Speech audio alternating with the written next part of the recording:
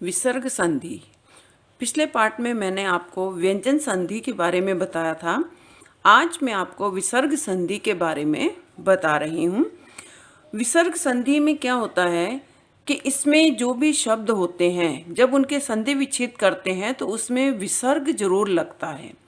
तो इसका नियम क्या है कि विसर्ग के बाद स्वर या व्यंजन के आने से विसर्ग के स्थान पर जो विकार होता है उसे विसर्ग संधि कहते हैं। यानी विसर्ग के बाद, विसर्ग यानी जैसे ये शब्द है मनः प्लस रथ, तो यहाँ पर विसर्ग है।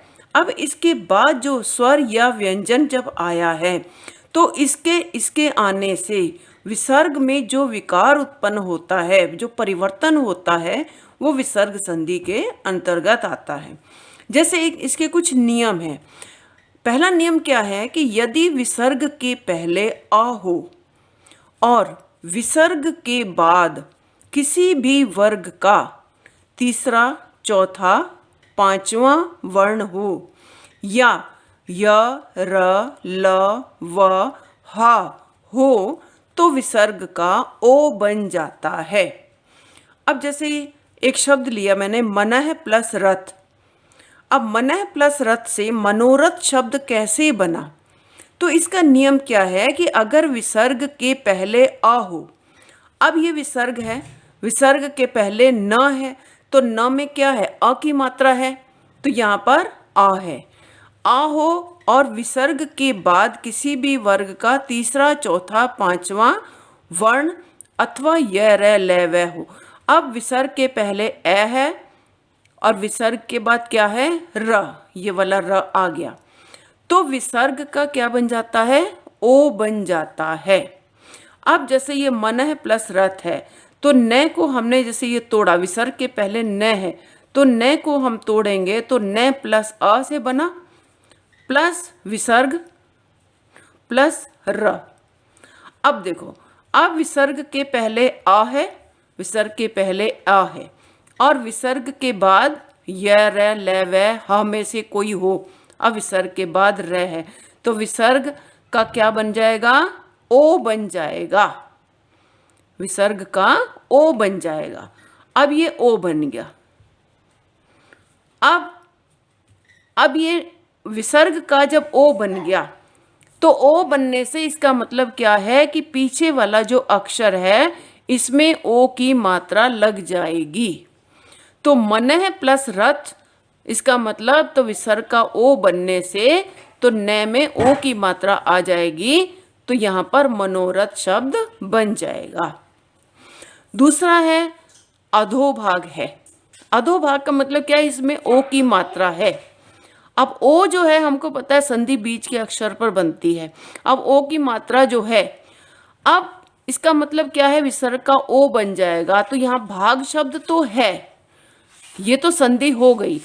अब इसमें अब जब ओ है, जब ओ को यहाँ पर हम अधोभाग नहीं लिखेंगे, हम यहाँ पर अधः भाग लिखेंगे। अधः विसर्ग, अधः प्लस भाग। तो यहाँ पर अब ये अधः प्लस भाग का मतलब क्या है कि विसर्ग के पहले अ है, विसर्ग के पहले अ है और विसर्ग के बाद क्या है? किसी भी वर्ग का तीसरा, चौथा, पांचवा, यानी प, फ, ब, भ, पे वर्ग का चौथा अक्षर। तो चौथा अक्षर आ गया। अब यहाँ पर चौथा अक्षर आने से तो विसर्ग का क्या बन जाएगा? ओ बन जाएगा और वो ओ जो है वो इसके साथ जुड़ जाएगा, ध के साथ इसके साथ ओ लग जाएगा, तो ओ लगने से ये धो बन जाएगा। इसी तरह से ये मनोहर शब्द है। मनोहर शब्द यानी बीच के अक्षर पे संधि बन रही है, प्लस हर तो है ही, ये तो हमने लगा दिया। अब ये मनो प्लस हर नहीं बनेगा, ये बनेगा ओ की मात्रा है, तो इसका मतलब क्या है कि बाद में क्या है? य, र, ल, व, ह है यहाँ पर, विसर्ग के बाद है। और तो यहाँ पर क्या आ जाएगा? पीछे वाला जो अक्षर है उस पर विसर्ग लग जाएगा, तो क्या बन जाएगा? मनः प्लस हर, तो क्या बन जाएगा? मनोहर। इसी तरह से ये तपोवन है। संधि दो शब्दों पर बन रही है, तपो प्लस वन पर। अब वन शब्द तो हमने लिख दिया, अब यहाँ पर तपो शब्द है, तो यहाँ पर ओ की मात्रा है। ओ किससे बन रहा है? विसर्ग से। ओ किससे बन रहा है? विसर्ग से। क्यों? अब हमने लिखा तपह प्लस वन, अब ओ के स्थान पर हमने विसर्ग डाल दिया। अब ये ओ तो हट जाएगा, क्योंकि ये ओ की जगह पर यहाँ विसर्ग आ गया। अब यहाँ पर बन गया तपह। अब यहाँ देखो, विसर्ग के पहले अ है, विसर्ग के पहले अ है, और विसर्ग के बाद या रा ला वा में से कोई भी हो तो वह है यहाँ पर। तो विसर्ग का क्या बन गया? ओ बन गया। अब ये ओ किस में जुड़ गया? पै के साथ ओ मिल जाएगा तो पो बन जाएगा। तो ये तपो शब्द जो है वो अपने आप ही बन गया। अब इसका दूसरा नियम है कि यदि विसर्ग के बाद च या छ हो तो विसर्ग का श बन जाता है। यदि ट या ठ हो तो विसर्ग का श बन जाएगा, और त या थ हो तो विसर्ग का स बन जाता है। अब देखो, ये शब्द है निह प्लस छल। निह प्लस छल शब्द है, तो नियम क्या है? विसर्ग के बाद च या छ हो। अब यहाँ विसर्ग है, तो विसर्ग के बाद च या छ आ गया, तो विसर्ग का क्या बन जाएगा? श बन जाएगा। तो विसर्ग का क्या बन गया? श बन गया, ये वाला श। तो हम इसको कैसे लिखेंगे? निश। अब ये शब्द छल जो है वो अपने आप ही लिखा जाएगा। विसर्ग संधि में जो बाद के शब्द होते हैं उनमें कोई इसमें परिवर्तन नहीं होता है। केवल अगर यहाँ पर स्वर हो तब इसमें कोई ना कोई परिवर्तन होता है और स्वर यहाँ मिल जाता है। लेकिन अगर व्यंजन है तो व्यंजन वैसे का वैसे ही लिखा जाएगा। जैसे यहाँ पर रथ ऐसे लिखा गया, हर में कोई परिवर्तन नहीं, वन में कोई परिवर्तन नहीं, भाग में। अगर यहाँ पर ए होता, आ होता या ई होता, ऊ होता, स्वर होता तो कोई ना कोई परिवर्तन अवश्य होता। अब दूसरा है जैसे धनु प्लस टंकार। धनु प्लस टंकार। अब यहाँ पर क्या है? आप देखो, जो विसर्ग संधि होती है ना, विसर्ग संधि में ज़्यादातर जो अक्षर होते हैं वो आधे होते हैं, यानी शुद्ध व्यंजन वाले होते हैं। अब ये धनु प्लस टंकार, अब ये विसर्ग के पहले क्या है? विसर्ग के बाद क्या है? ट। विसर्ग के बाद अगर ट या ठ हो तो विसर्ग का श बन जाएगा। अब यहाँ पर विसर्ग के बाद क्या है? ट। तो ट बन होने से विसर्ग किस में बदल जाएगा? श में बदल जाएगा। तो ये बन गया धनुष। तो ये टंकार शब्द तो ऐसे ही लिखा जाएगा। अब तीसरा शब्द है दुस्तर। दुस्तर शब्द आप देखो, मैं इसकी संधि करती हूँ, ये आधा अक्षर है। विसर्ग संधि हमेशा आधे अक्षर पर ही बनती है, और जो आधा अक्षर होता है उसमें हमेशा विसर्ग लगता है इसके स्थान पर। अब यहाँ पर क्या लिखेंगे हम? दुह प्लस ये वाला लिख दिया हमने तर। अब ये क्या है? विसर्ग के बाद अगर त या थ हो, विसर्ग के बाद त या थ हो तो विसर्ग किस में बदल जाएगा? स में बदल जाएगा। अब यहाँ विसर्ग के बाद क्या है? त। तो विसर्ग किस में बदल जाएगा? स में बदल जाएगा, शुद्ध व्यंजन वाले। तो हम इसको स को कैसे लिखते हैं? हम इसको इस तरह से लिखते हैं। और विसर्ग के बाद अगर ये भी वही है त या थ वाला, तो यहाँ पर भी निस्तेज शब्द है। संधि दो शब्दों पे बन रही है, ये वाला प्लस तेज, ये तो हमने लिख दिया। अब यहाँ पर ये जो बीच का आधा अक्षर है यानी शुद्ध व्यंजन, यहाँ इसकी जगह पर क्या आ जाएगा? पीछे वाला शब्द तो अक्षर तो लिखेंगे ही, तो यहाँ विसर्ग आ जाएगा। अब ये निह प्लस तेज बन गया, क्योंकि विसर्ग के बाद त या थ होने से विसर्ग स में बदल जाता है। अब विसर्ग के बाद त आने से विसर्ग स में बदल गया। अब अगला नियम है कि अगर विसर्ग से पहले अ या आ को छोड़कर कोई अन्य स्वर आए और विसर्ग के बाद कोई भी स्वर आए या किसी भी वर्ग का तीसरा, चौथा, पांचवा वर्ण अथवा य, र, ल, व, ह में से कोई भी वर्ण आए तो विसर्ग र में बदल जाता है। अब देखो, कई नियम हैं इसमें कि विसर्ग से पहले क्या हो, ए आ को छोड़कर। अब यहाँ पर देखो, पहला नियम मैंने समझाया था कि विसर्ग के पहले आ हो और विसर्ग के बाद ये तीसरा, चौथा, पांचवा ये सेम वही चल रहे हैं, तीसरा, चौथा, पांचवा, य, र, ल, व, ह। तो विसर्ग का यहाँ पर र बन गया, क्यों? और यहाँ विसर्ग का ओ बन गया, क्यों? यहाँ पर विसर्ग के पहले ए था, लेकिन यहाँ विसर्ग से पहले ए या आ नहीं होना चाहिए। उसके अलावा कोई भी अन्य स्वर आए तो विसर्ग रे में बदल जाता है। जैसे ये क्या है, दुह प्लस लब, ये शब्द है। अब नियम क्या है कि विसर्ग के पहले देखो, दु ऊ की मात्रा है द में, तो विसर्ग के पहले ए नहीं है ना आ है, केवल क्या है, ए आ को छोड़कर अन्य स्वर यानी ऊ का, ऊ की मात्रा आ गई यहाँ पर। अब ऊ आने से और विसर्ग के बाद क्या है, य, र, ल, व, ह में से कोई भी हो तो ल आ गया।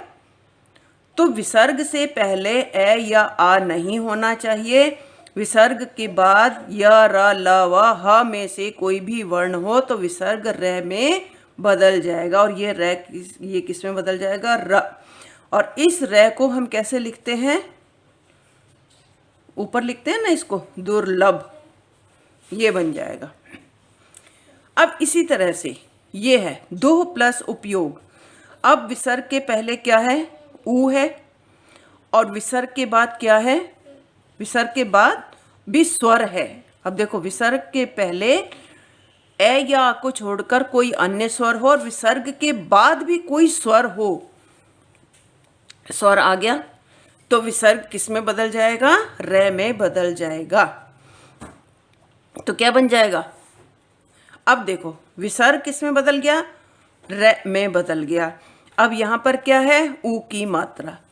अब मैंने आपको पहले भी समझाया था कि विसर्ग संधि में अगर संधि के बाद कोई स्वर हो तो स्वर जो है वो इसमें मिल जाएगा, और अगर खाली व्यंजन है तो व्यंजन वैसे का वैसे ही रहेगा। अब यहाँ पर क्या है, रे में ऊ की मात्रा को मिलाएंगे, ये दू तो है ही। अब रे में ऊ की मात्रा मिलाई तो क्या बना, दुरुपयोग, ये बन गया। इसी तरह से निराशा है। निराशा शब्द जो है ये क्या है, हम इन संधियों को ना हम दूसरे तरीके से भी लिख सकते हैं। जैसे ये नि प्लस आशा से भी बनेगा, क्यों? क्योंकि रे में क्या है, अ की मात्रा है, तो विसर्ग तो रे में बदल गया ना, विसर्ग रे में बदल गया और रे में जो आ की मात्रा है वो यहाँ आ जाएगी, जैसे इसके साथ मिला। और इसी तरह से अब विसर्ग के बाद क्या आया, कोई भी स्वर आया तो विसर्ग के बाद स्वर आने से, लेकिन विसर्ग के पहले ए या आ नहीं है, तो यहाँ पर क्या है, विसर्ग किस में बदल गया, र में बदल गया। अब र प्लस आ तो क्या बन गया, रा, तो बन गया ना निराशा, निराशा। इसी तरह से हम इसको दूसरे तरीके से भी लिख सकते हैं। कभी कभी हम ऐसे भी संधि लिख देते हैं, जैसे ही लिख देते हैं निर प्लस आशा, निर प्लस आशा लिख दिया, ये भी सही है, क्योंकि ये र जो है ये विसर्ग का ही काम कर रहा है, तो ये भी नियम सही है और ये भी सही है। इसी तरह से बहिर्मुख है, हम इसको कैसे लिखेंगे, क्योंकि ये र है, ये र तो विसर्ग में बदलेगा। अब विसर्ग में तो विसर्ग तो पहले ही लगेगा संधि के, बाद में क्या आ जाएगा, मुख शब्द आ जाएगा। अब यहाँ पर क्या है, देखो विसर्ग से पहले क्या था, ए या आ नहीं है, ह में ई की मात्रा है, और विसर्ग के बाद क्या है, तीसरा चौथा या पांचवा वर्ण है। तो पै वर्ग का कौन सा है, पै फै बै भै मा। पै वर्ग का अंतिम वर्ण है मा। तो ये विसर्ग किस में बदल गया, र में बदल गया। अब यहाँ व्यंजन है, स्वर होता तो मिला देते, लेकिन व्यंजन वैसे का वैसे ही रहेगा। तो क्या बन गया ये, बहिर्मुख। इसी तरह से निरामिष है। अब ये निरा शब्द संधि यहाँ बन रही है, इसको हम इस तरीके से भी लिख सकते हैं, निर प्लस रै में आ की मात्रा है, आमिष, ये भी बस सही है। और हम इसको अगर हम ऐसे लिखते हैं, निह प्लस आमिष, तो भी सही है। क्यों, क्योंकि विसर्ग के पहले नियम है, विसर्ग के पहले ई है, ए या आ नहीं है, और विसर्ग के बाद क्या है, स्वर है। तो विसर्ग किस में बदल गया, र में बदल गया, और आ आने से तो रै में आ मिलाया तो क्या बन गया, निरा। तो ये रा यहाँ पर आ गया, तो ये तो अपने आप ही बन गए।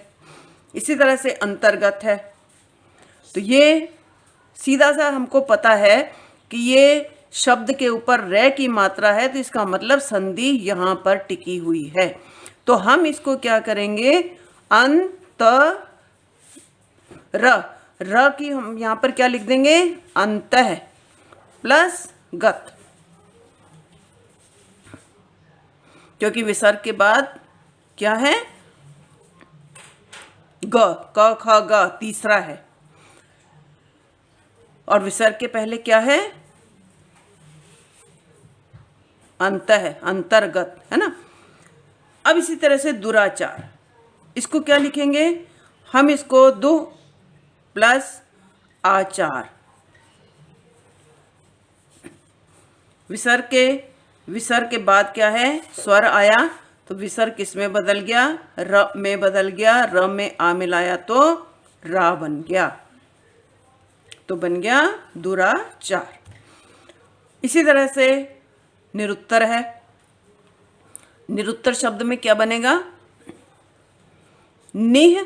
देखो अब ये संधि यहाँ पर मात्रा है ऊ की, तो हम यहाँ पर ऊ की मात्रा जो है, ऊ की मात्रा यहाँ आ जाएगी, उत्तर, ये शब्द है। अब यहाँ पर ये है रै, रै में ऊ की मात्रा है, ऊ की मात्रा तो हम यहाँ ले आए, बचा रै। अब ये रै किस में बदल जाएगा, ये विसर्ग संधि में बदल जाएगा। तो जब संधि शब्द बनाएंगे तो विसर्ग रै में बदल जाएगा, और यहाँ पर स्वर आने से ये स्वर जो है वो इसमें मिल जाएगा, तो शब्द बन गया रू। इसी तरह से ये है आशीर्वाद, इसको भी हम लेंगे तो क्या बनेगा, आशीह प्लस वाद, विसर्ग का रै बन गया, वह तो व्यंजन है, तो ये अब ये कुछ भी परिवर्तन नहीं होगा, और ये वाला रै जो है ये इसमें बदल जाएगा। ठीक है, तो ये था विसर्ग संधि का पार्ट 1। अभी पार्ट 2 में इसके और नियम में आपको समझाऊंगी। लाइक, सब्सक्राइब और कमेंट जरूर करें।